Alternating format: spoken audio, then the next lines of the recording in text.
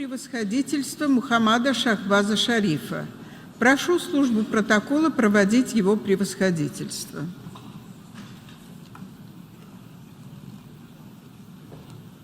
Я с большим удовольствием приветствую премьер-министра Исламской Республики Пакистан, его превосходительство Мухаммада Шахбаза Шарифа, приглашая его выступить перед Ассамблеей. Bismillahirrahmanirrahim. Kul ya ibadiyallazina asrafu. Kul ya ibadiyallazina asrafu. La taqnutu min rahmatillahi. Inna Allah yaghfiru dhanuban jamia. Mr. President, Excellencies, distinguished delegates, as I stand here today to tell the story of my country, Pakistan, my heart and mind have not been able to leave home. Standing here, I still feel that I am visiting one of the flood-affected areas of Sindh and Balochistan of my country. No words can describe the shock we are living through or how the face of the country lies transformed.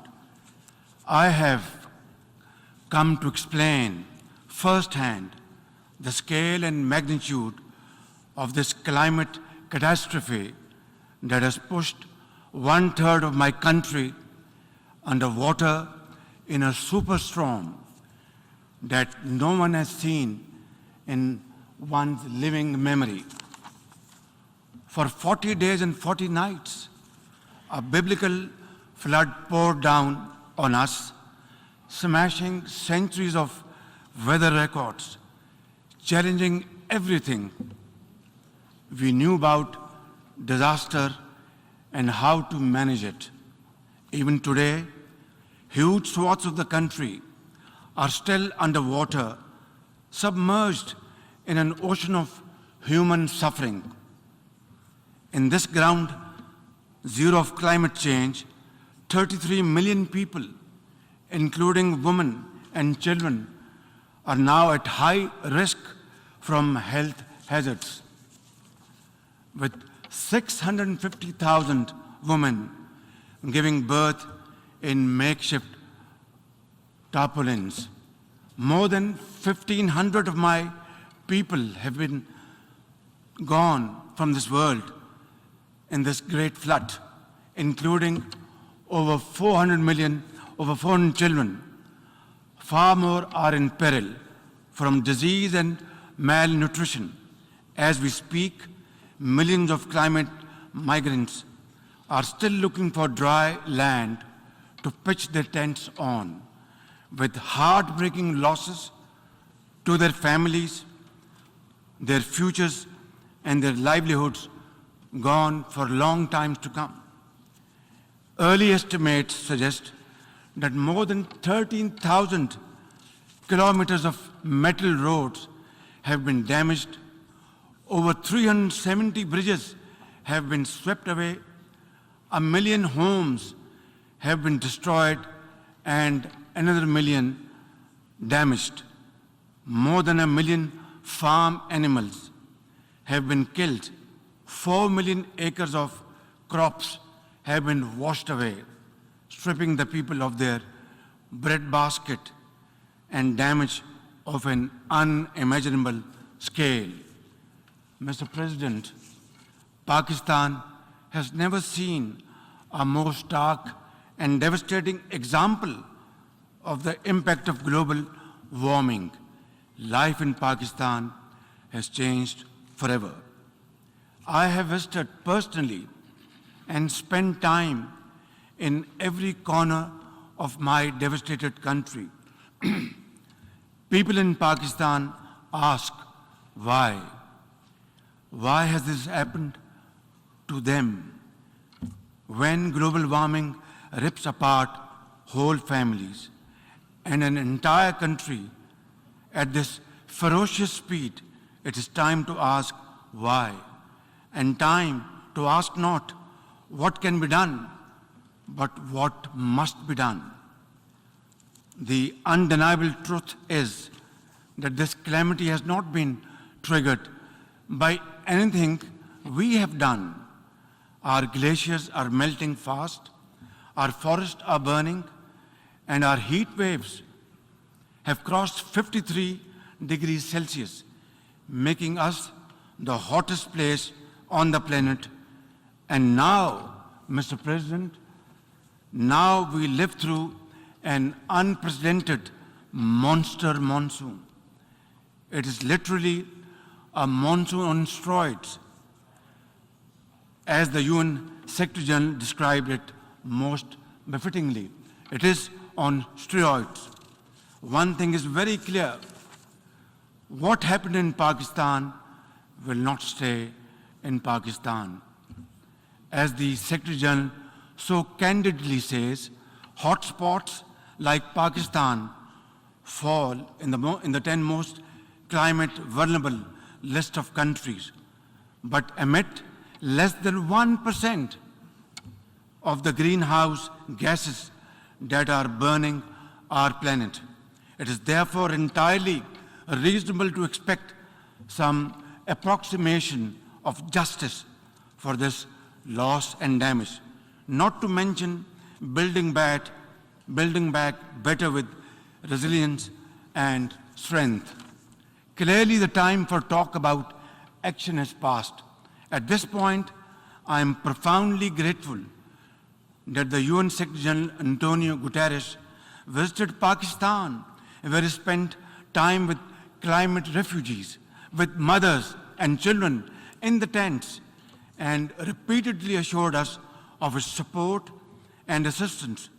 At this point, I want to thank each and every one of the countries that have sent help to Pakistan and their representatives to Pakistan to stand in solidarity with us in our most trying hour.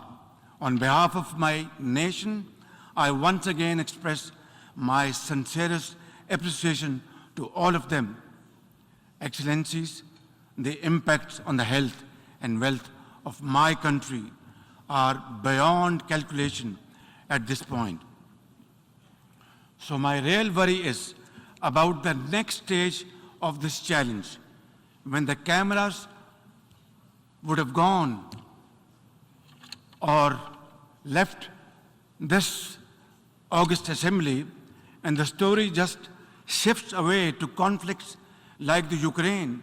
My question is, will we be left alone, high and dry, to cope with a crisis which we did not create, not of our doing? Where from and how to begin with to rehabilitate and reconstruct after the rescue and relief effort, which is still going on for 12 long weeks? For many of the lives we have saved, the future is dimmed by new fragility, lost homes, decimated livelihoods, deluged croplands, permanent food insecurity, and exposure to uncertain futures. Some 11 million people will be pushed further below the poverty line, while others will drift to cramped urban shelters, leaving little room for climate-smart rebuilding. Mr. President, for now, we have mobilized all available resources at our domain, squeezing resources from left and right towards the national relief effort, and repurposed all budget priorities, including development funds, to the rescue and first-order needs of millions, cash transfers to the most affected 4 million women, heads of household, had begun weeks ago via our Social Security program, the Benazir Income Support Program. It has been established in the name of former late Prime Minister Benazir Bhutto, and her son is our foreign minister today. 70 billion rupees, or almost $300 million from our own pocket we are spending on this program. But at this point, the gap between our urgent needs and available resources is increasing by the day and amplified by the sheer unprecedented scale of this disaster. Our manpower and resources are totally overwhelmed and overstretched. The question to raise here is quite simple. Why are my people paying the price of such high global warming through no fault of ours? We have no contribution in this. Nature has unleashed her fury on Pakistan without looking at our carbon footprint, which is next to nothing. Our actions did not contribute to this. The dual cost of global inaction and climate injustice are having a crippling effect on both our treasury and our people, right here, right now, over there. Mr. President, this is going to be a long haul, and under these most trying circumstances, hope is the best enemy of darkness. And Pakistanis are known to be exceptionally resilient people. For my part, I am fully committed, fully geared to fighting this battle for our survival in the tents, in the trenches with my people until we have rebuilt Pakistan to face the growing challenges of this century. It is high time we took a pause from the preoccupations of the 20th century to return to the challenges of the 21st century. The entire definition of national security has changed today, and unless the leaders of the world come together to act and act now on an agreed common agenda, there will be no earth to fight wars over. Nature will be fighting back, and for that, humanity is no match at all. Mr. President, Pakistan's urgent priority right now is to ensure a rapid economic growth and lift millions out of poverty and hunger. To enable any such policy momentum, Pakistan needs a stable external environment. We look for peace with all our neighbors, including India. Sustainable peace and stability in South Asia, however, remains contingent upon a just and lasting solution of the Jammu and Kashmir dispute. At the heart of this long-standing dispute lies the denial of the inalienable right of the Kashmiri people to self-determination. India's illegal and unilateral actions of 5th August 2019 to change the internationally recognized disputed status of Jammu and Kashmir and to alter the demographic structure of the occupied territory further undermined the prospects of peace and inflamed regional tensions. India's ruthless campaign of repression against Kashmiris has continued to grow in scale and intensity. In pursuit of this heinous goal, New Delhi has ramped up its military deployments in occupied Jammu and Kashmir to 900,000 troops, thus making it the most militarized zone in the world. The serial brutalization of Kashmiris takes many forms: extrajudicial killings, incarceration, custodial torture and death, indiscriminate use of force, deliberate targeting of Kashmiri youth with pellet guns, and collective punishments imposed on entire communities. In a classic settler colonial project, India is seeking to turn the Muslim-majority Jammu and Kashmir into a Hindu territory through illegal demographic changes. Millions of fake domicile certificates have been issued to non-Kashmiris. Kashmiri land and properties are being seized. Electoral districts have been gerrymandered, and over 2.5 million non-Kashmiri illegal voters fraudulently registered. All this is in blatant violation of Security Council's resolutions and international law, particularly the 4th Geneva Convention. For our part, the Pakistani people have always stood by our Kashmiri brothers and sisters in complete solidarity and will continue to do so, no matter what, until their right to self-determination is fully realized in accordance with the relevant UN Security Council resolutions. I assure the World Forum and this august platform that we in Pakistan remain consistent in our commitment to peace in South Asia. India must take credible steps to create enabling environment for constructive engagement. We are neighbors and we are there forever. The choice is ours, whether we live in peace or keep on fighting with each other. We have had 3 wars from 1947 onwards, and as a consequence, only miseries, poverty, unemployment increase on both sides.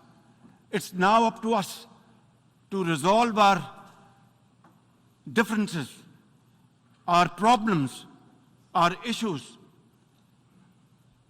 like peaceful neighbors through peaceful negotiations and discussions, and save our scarce resources for promoting education and health and employment to millions of people, young boys and girls on both sides of divide, and not waste our resources in buying more ammunition and trying to promote tension in this area.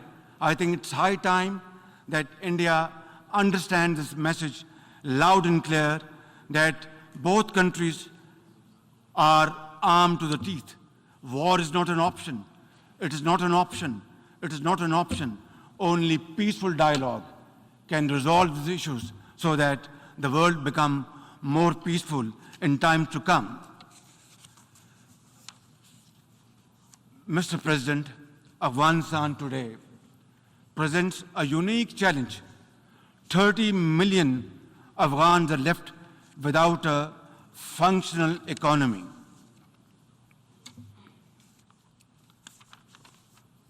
And banking system that allows ordinary Afghans to make a living, to be able to build a better future. Pakistan would also like to see Afghanistan, which is at peace with itself and the world, and which respects and nurtures all its citizens without regard to gender, ethnicity, and religion. Pakistan is working to encourage respect for the rights of Afghan girls and women to education and work. Yet, at this point, isolating the Afghan interim government could aggravate the suffering of the Afghan people who are already destitute. Constructive engagement and economic support are more likely to secure a positive response. A peaceful, prosperous, and connected Afghanistan in our collective interest. As a neighbor, Pakistan has a vital stake in peace and stability in Afghanistan. We have led the humanitarian efforts to help our Afghan brothers and sisters. We must avoid another civil war, rising terrorism, drug trafficking, or new refugees, which none of Afghanistan's neighbors are in a position to accommodate. Pakistan urges the international community to respond in a positive way to the UN Secretary General's appeal for $4.2 billion in humanitarian and economic assistance to Afghanistan. release Afghanistan's financial reserves, essential to revive its banking system. Pakistan shares the key concern of the international community regarding the threat posed by the major terrorist groups operating from Afghanistan, especially ISIL-K and Tehreek-e-Taliban Pakistan, as well as Al-Qaeda, ETIM, and IMU. They all need to be dealt with effectively and comprehensively with the support and cooperation of the interim Afghan authorities. In turn, the international community should address Afghanistan's dire humanitarian needs. Mr. President, Pakistan strongly condemns terrorism in all its forms and shades and manifestations. Terrorism does not have a religion, ladies and gentlemen.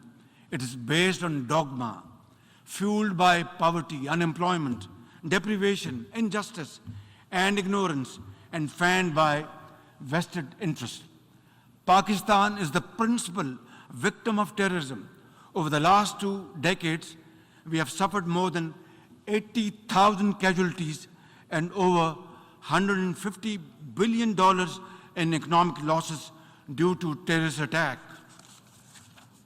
Our armed forces, with the support of our people, mothers, traders, students, teachers, engineers, doctors, have broken the back of terrorism within Pakistan, yet we continue to suffer terrorist attacks from across our borders, sponsored and financed by our regional adversary.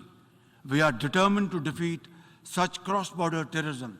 And I must say loud and clear that the amount of sacrifices Pakistan has made to defeat terrorism over the period of time has been unprecedented in the contemporary history of Pakistan.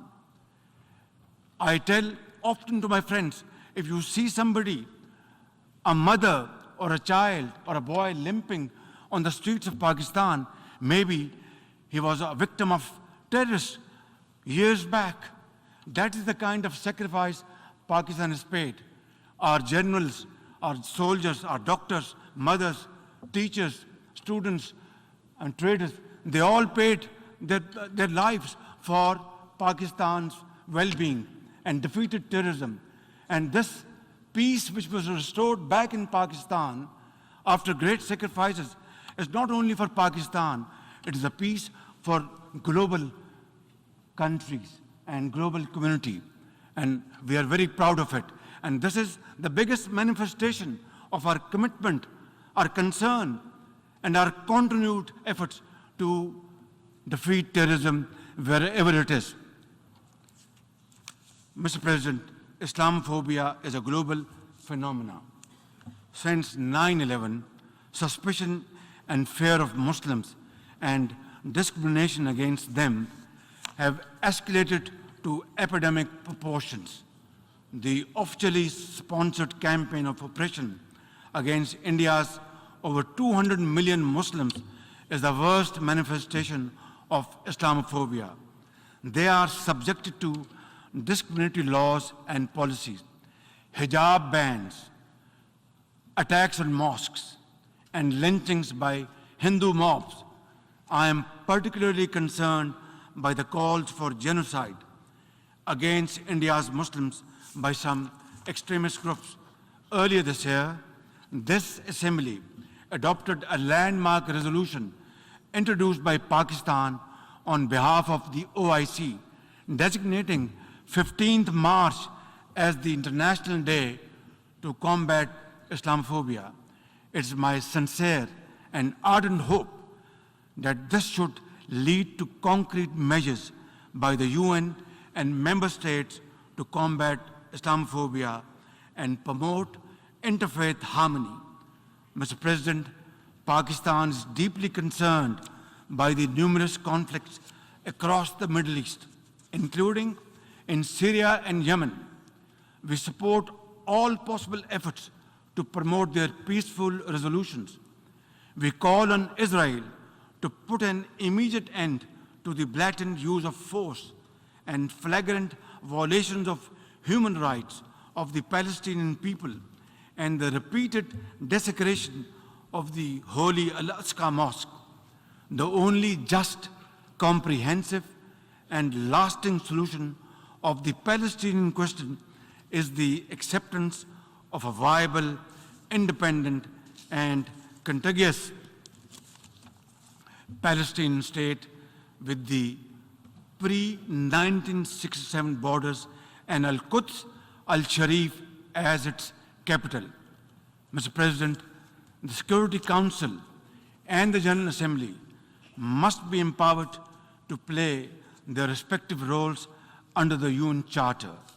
The Security Council must be expanded by adding 11 new non-permanent members to make it more representative, democratic, transparent, effective, and accountable. Adding new permanent members will paralyze the Council's decision-making, enlarge its representational deficit, and create new centers of privilege in violation of principle of sovereign equality of member states. The nations of the world must step back from the precipice.